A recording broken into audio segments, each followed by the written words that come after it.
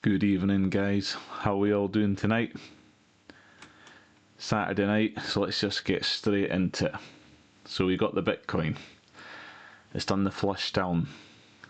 Let's do the update of what we need for price to start moving upwards again. We need a break of the 4-hour trend. So let's have a look. The 4-hour trend has been broken and started to hold the EMA on the 4-hour support.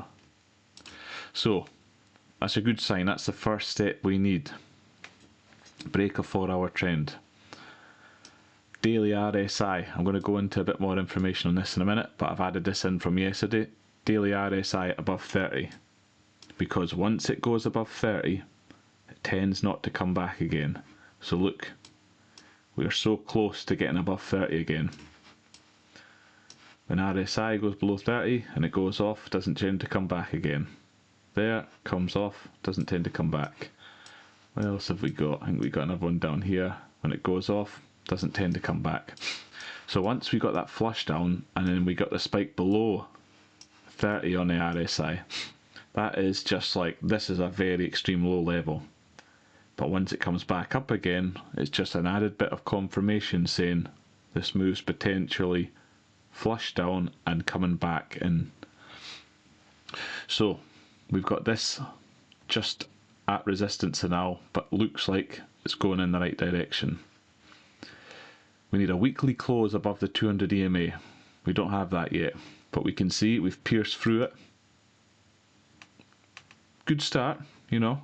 We've pierced through it a couple of times, so we need a weekly close, ideally end of this week. If not, has to be end of next week. We want to see this quickly rebound. We don't want to see this dragging on.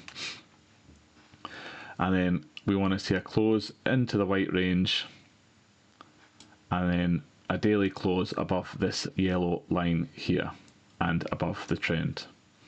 So you can see where we are, guys. We had this in, we got crushed all the way down, we've built a plan and we're working on it every day to see how things are going. But to get above everything, Bitcoin only needs to move, say 6% on a close, on a weekly close. And if it does that, that is completely us back on the game. You know, see, even if you look at it now, it leaves a big wick there. You can see that maybe, maybe even by the end of this week, just running back up again. But I'm not even going to jinx it there. But we need it to get back into this range by the end of next week, for sure. Just to keep things moving. We don't want to be waiting around too often. So, this is our plan. We've been looking at it. And let's see how things progress. What I've done here is I'll normally check the fear and greed with you. But I've got this indicator here. Extreme greed, neutral, fear, extreme fear. So it's quite good because you can actually just track it against price rather than checking a different website and you're trying to mix match the two. As you can see, if I take it back to the start of the bull market, you can see this pattern that Bitcoin tends to do. So when it ranges for these multiple mini months, it will produce lower highs on the fear and greed. And once it gets to the top of the range and it breaks out from this trend line and a breakout from this range, it moves hard. We got this range. Hits there, we're in extreme greed, price goes down, and the fear and greed just makes lower lows. You know, this is representing the people just getting slowly broken by this range. Slowly broken, time, capitulation, just selling off, getting bored. Once it gets to the top of the range and this breaks this, we're off for a huge move. So, what's been happening here? We're up on the range, fear and greed starting moving down, price moving down, fear and greed just slowly making down and capitulates. Hammer in the coffin, last nail in the coffin. Now, if we can get back up to top of the range and we see price around about here, this is something we'll look at as time progresses. we see a breakout here plus a breakout there, we know we're going off. So this is something we're going to keep our eye on as well. Every day I give you this information. There's no filler in these videos I put out. It's just all alpha. And if you like this kind of stuff, I do it every single day. Put it out around about this time because I basically I've got money in the game here. I'm trying to get myself out near the top. And if I can help you guys get out near the top, then even better. I'm not trying to show you coins, sell you products, bloody sponsors, anything like that. My whole soul of this is to get my money out at the top, and by doing that, I'm going to get you guys out as well, because why would I not? If I can get myself out near the top, why would I not at least try and help some other people or give them a perspective where they have a chance of doing it as well?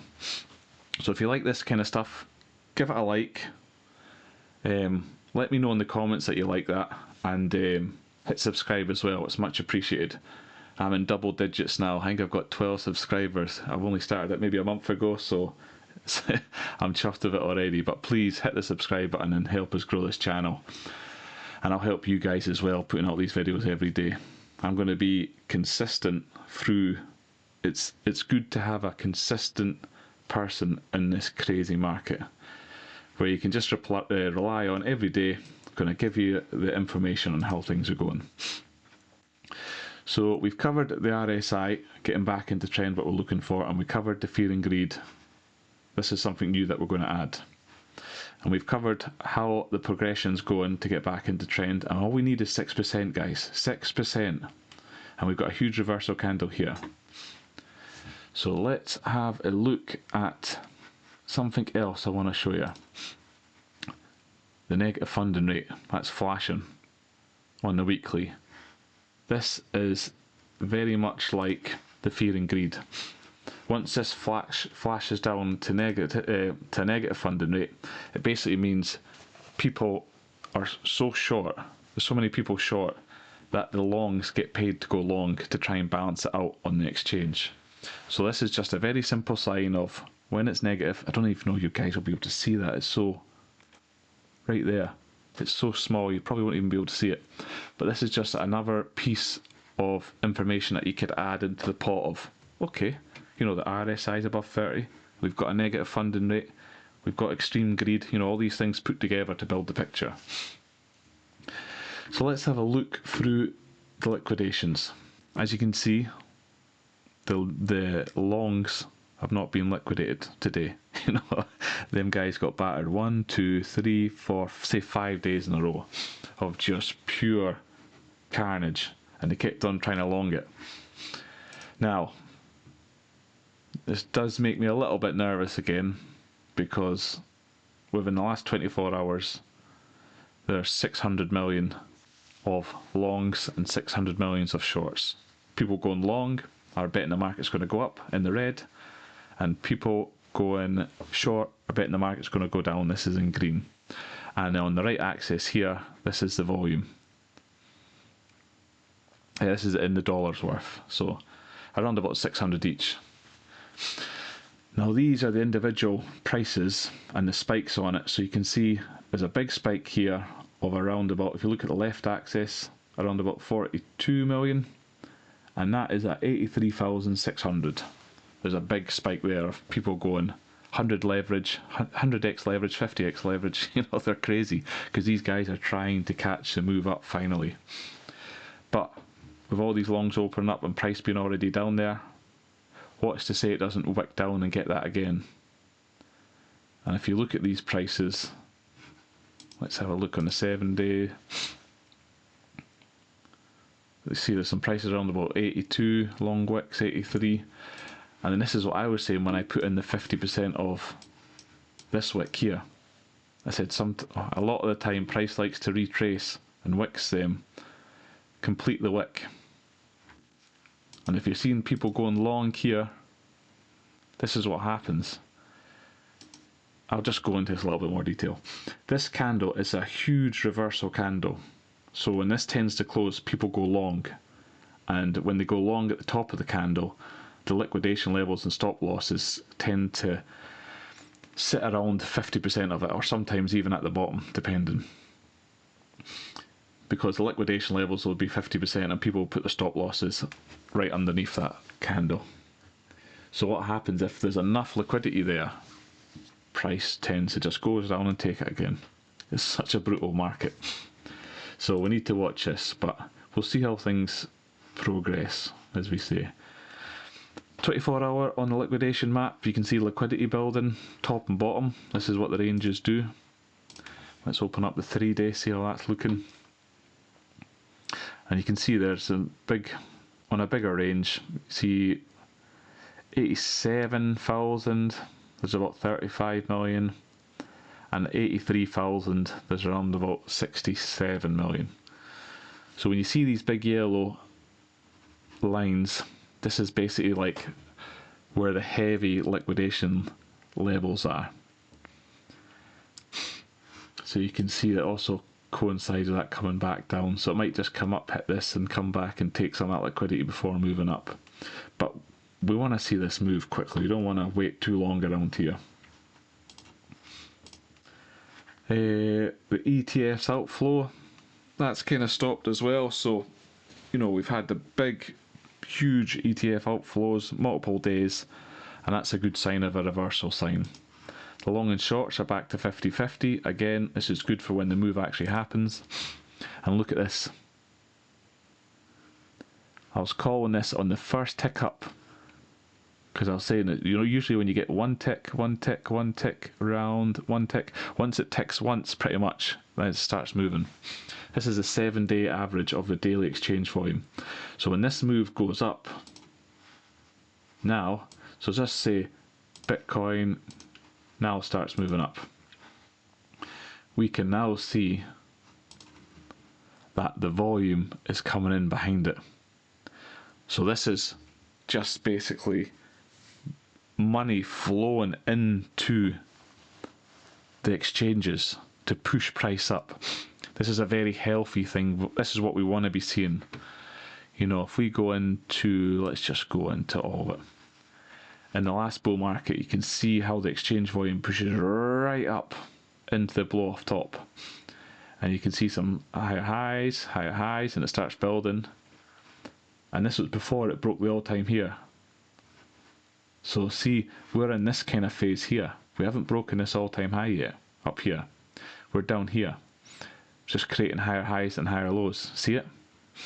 Now, we'll see this start to go right up. And this is another thing we'll be looking for as we start to navigate the tops and where we might go off. We want to be seeing this volume coming right up to help push price up. So we're on a good track here. We've got the volume there, we've got the negative funding, we've got the long and shorts in a decent place, we've got the big outflows done with, and the liquidation maps are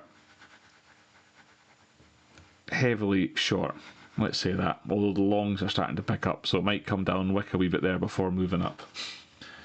So we're all in good shape. We're all in good shape here. I'm liking what I'm seeing. I'll be more confident when we tick every one of these off. You know, right now, we have just got the break of the 4-hour trend, which is what we want to see. Now we want to see this daily RSI closing up. Once we get that, you know, consider this like 20% each of these. There's 5 things there, 20% each. So once this is done, we're 20% there. Daily RSI above 30, we're 40%. Weekly close above the yellow line, we're 60%. Back into weekly trend, 80%. Above this little blue line, we're basically 100% good to go, and back in trend above the yellow line as well. And I'll just add this one as well at the bottom, back above major yellow trend. And then that will be us faked out and ready to move. So things are looking good, guys. We've got potentially what is the start of the recovery, but we don't just buy in now. We want to make sure we're above into trend on a high probability setup. You know, this has come right down now, Let's see it get back into above here, and the fake out's complete. And what we've done is, we've done a sweep the highs, sweep the lows, and off we go.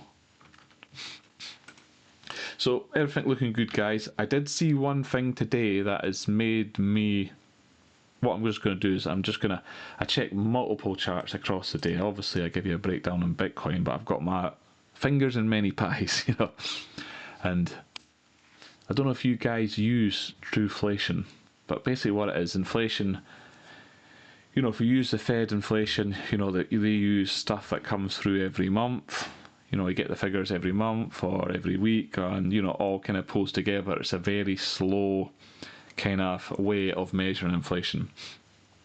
But Trueflation, this is on the blockchain actually, this takes millions of prices per day. It works with all the big companies, McDonald's, the whole lot, and it takes in millions of prices every single day, updates it on the blockchain, and it gives you an inflation figure. And this tends to lead the Fed inflation. So if you just look at this in the last year, it goes up and goes down. But if you just look from Friday the 28th to March the 1st today, that drop in this 2.17, we just dropped to 1.5% on inflation. Now that might just be a random one day freak off, then freaked out, pop back up, I don't know, but I did spot this today, so I'll keep us updated on it. But just for open transparency with everything, I obviously give the full bullish picture. I am very bullish, but I've also just spotted this today. You know, this has just happened on the 1st. Look at the date, it's the 1st. So this is something to watch out for, because if inflation starts dumping hard, we'll probably get a big sell-off. But on the plus side of that, it won't be long before the Feds, they'll just cut to get the economy moving again. But if that keeps on dumping down quickly, that is something to be wary of. But like I've always said, guys, we follow the charts, so that's something we can look at, something we can understand, and something to check on our daily things. But we don't emotionally just get out the market right now. We ride the trend until the end. Until there is technical breakdowns on everything, we don't get out the market. We only get out when there's technical breakdowns everywhere. Or when my system hits all its triggers, we take off certain percentages of our portfolio in each one. So, no guys, hope you're all having a good weekend. That's just something we'll keep our eye on here. You know, we cover all angles on this channel. You know, like I said, I've got my own money in this game, so I am all over everything like a rash. You know, if I see anything, you guys will be the first to know, and I won't BS you. I'm not just here to sell you a pipe dream. I'm going to say, if we're trending upwards, we're riding it. And if something starts to happen where we need to get out, I'm going to try and get us out as quickly as possible. So have a good one, guys. I'll be updating again tomorrow. So if you like these, please hit like, hit subscribe, and I will see you again same time tomorrow. Cheers.